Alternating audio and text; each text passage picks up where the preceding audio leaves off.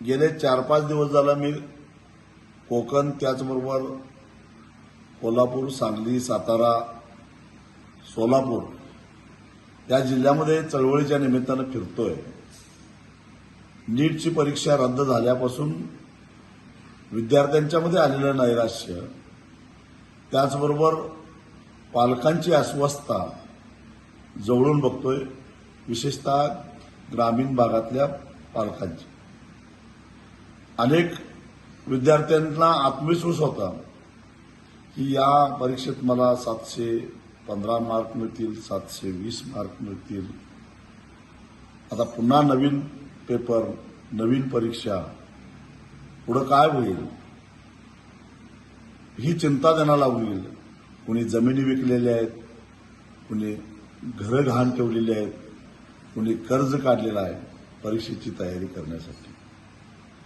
त्या साऱ्यांच्या आशा आकांक्षेशी खेळ खेळण्याचा अधिकार या पेपर फोड्यांना कुणीही दिलेला नव्हता.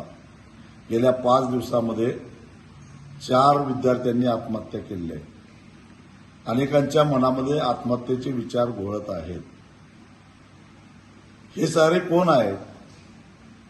सत्तेमध्ये असणारे आपले हितसंबंध, सरकारमध्ये असलेल्या आपल्या संबंधामुळे आपलं कुणीच काही वाकडं करणार नाही हा आविर्भाव, हा अहंकार आणि त्यातून पैसा कमावण्याची आलेली संधी सोडायची नाही, या पद्धतीनं या सगळ्या लोकांचा आविर्भाव असल्यामुळे या लाखो विद्यार्थ्यांच्या आणि त्याचबरोबर त्यांच्या पालकांच्या आयुष्याशी खेळ खेळण्याचा प्रयत्न या साऱ्या हरामखोर लोकांनी केलेला आहे.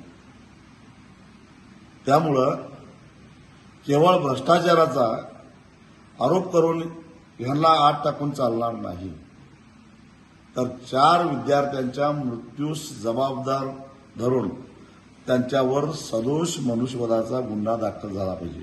जे जे म्हणून यात सापडतील त्या सगळ्यांना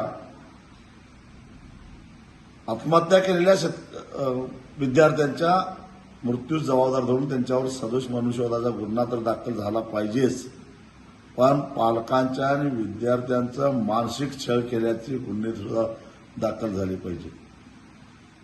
त्याशिवाय अशा प्रवृत्त्या ठेचल्या जाणार नाहीत.